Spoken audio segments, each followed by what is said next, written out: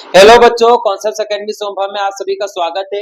आज हम लोग चैप्टर नंबर 12 एटम्स को यहाँ पे देखने वाले हैं। यहाँ पे जनरली एक ही डेरिवेशन सबसे ज्यादा important, calculation of radius, velocity, energy using bourse theory of hydrogen atom.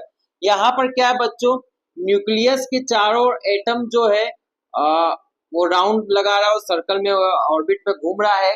तो यहाँ पर बच्चे इलेक्ट्रॉन का मास m होगा, कुछ वेलोसिटी v होगी, और न्यूक्लियस के अंदर प्रोटॉन होंगे। तो नंबर्स ऑफ प्रोटॉन की संख्या को किससे दिखाते हैं बच्चों हम लोग? जेड से। किससे दिखाते हैं? जेड से। और न्यूक्लियस और इलेक्ट्रॉन के बीच की जो डिस्टेंस है उसे हम क्या कह रहे हैं? Radius, R. अब यहाँ पे बोर्स थ्योरी कहती क्या, अगर कोई इलेक्ट्रॉन किसी न्यूक्लियस के चारों मूव कर रहा है तो वो अपने ऑर्बिट में तभी तक रुका हुआ है जब तक सेंट्रल फोर्स और इलेक्ट्रोस्टैटिक फोर्स क्या है? इक्वल है। और सेंट्रल फोर्स का फॉर्मूला क्या होता है? mv square by r. Electrostatic force का फॉर्मूला क्या होता है? k q1 q2 by r square. और अगर मैं यहाँ पे बच्चों ध्यान से देखूं, ये r से r एक कट जाएगा तो यहाँ पे r बचेगा। तो मैं q1 की वैल्यू क्या आएगा? q1 इलेक्ट्रॉन है तो इसके ऊपर चार्ज e है। अगर मैं यहाँ के चार्ज के बात करूं तो न्यूट्रॉन पे तो कोई चार्ज होता ही नहीं बच्चों, न्यूट्रॉन पे तो कोई चार्ज होता ही नहीं। और उसके बाद क्या है कि प्रोटॉन या ओनली प्रोटॉन, तो नंबर ऑफ प्रोटॉन की संख्या को मैं क्या कहता हूं? जेड। तो जेड इंटू ई, जेड इंटू ई। तो यहां से अगर मैं इसको सॉल्व करता हूं तो बच्चों M V square by R equal to K Z E square. तो आर इक्वल टू कितना हो जाए बच्चों? आर जल्दी यहाँ पे आर होगा बच्चों इस साइड में, ये मैंने इस साइड का कट कर दिया, यहां से हटा दीजिए। तो आर इक्वल टू कितना हो जाएगा बच्चों? K Z E square by M B square. तो ये बच्चों आपका रेडियस क्या होता है यहां पर प्रूफ हो गया। अब Bohr quantization theory, Bohr's quantization theory से हम लोग क्या कह सकते हैं बच्चों? उन्होंने एक बात और कही, जो एंगुलर मोमेंटम होता है, एंगुलर मोमेंटम वो इक्वल होता है बच्चों NH बाई 2 पाई के। और एंगुलर मोमेंटम L होता है बच्चों। और जनरली एंगुलर मोमेंटम फॉर्मूला आपको 11th क्लास में बताया गया बच्चों। L इक्वल टू होता क्या है? MVR। MVR को ही हम लोग क्या कहते हैं बच्चों? Angular momentum. तो यहां से आप R इक्वल टू निकालेंगे तो बच्चों कितना आएगा? NH by MR2 pi, MV2 pi, MV2 pi. R equal to मैंने ये बच्चों यहां पर निकाल लिया। अब मैं अगर इन दोनों को इक्वल रख दूं, अगर इक्वेशन 1 एंड इक्वेशन 2 से मिले हुए R को मैं इक्वल रख दूं, फ्रॉम इक्वेशन 1 और इक्वेशन 1 एंड 2, तो अगर मैं ध्यान से देखे बच्चों तो यहाँ R की वैल्यू क्या है? K Z E square by M B square. और यहाँ R की वैल्यू क्या है? एन एच, ये n है बच्चों, ये n है, n h by m v two pi, n h by m v two pi.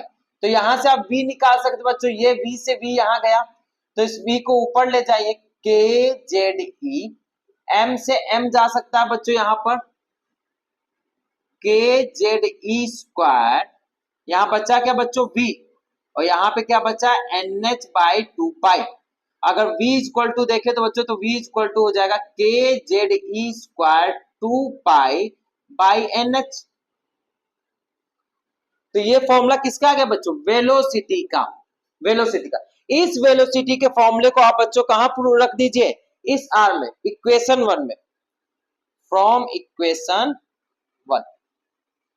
Are equal to कितना है? के जेड ई स्क्वायर एम वी स्क्वायर। तो मैं v की जगह क्या पुट कर रहा हूं? K Z E square by 2 pi 2 H. Generally बच्चों n है ये, N H, N H whole square.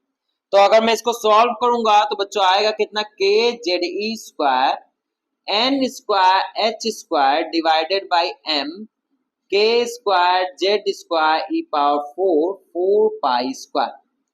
तो आप यहाँ कट कर दीजिए, जो जो कट हो रहा बच्चों, के जेड एक एक पावर यहाँ कट हो गई, ये पूरा कट हो गया, एक पावर यहाँ पे चली गई बच्चों। तो यहाँ पे बचा क्या, N square H square divided by M K Z E square 4 pi square. ये बच्चों कहाँ वैल्यू आ सकती है, आर की, ये रेडियस की वैल्यू आप लोग ये ले सकते हैं। अब बच्चों यहाँ पर क्या है, अब हमें निकालनी है एनर्जी।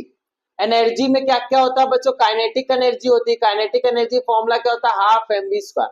और एम बी स्क्वायर का हमने डायरेक्ट यहाँ पे फॉर्मूला लिख रखा है, K Z E square by R. तो मैं यहाँ सीधे लिख सकता हूँ K Z E square by R. और पोटेंशियल एनर्जी का फॉर्मूला क्या होता है बच्चों, K Q one Q two by R. तो पोटेंशियल एनर्जी कितनी, Q1 कितना बच्चों हम लोगों ने निकाल रखा था पहले, माइनस ई। इलेक्ट्रॉन के ऊपर चार्ज कितना होगा बच्चों, माइनस ई। और प्रोटॉन के ऊपर चार्ज हम लोग कितना निकाला, जेड ई।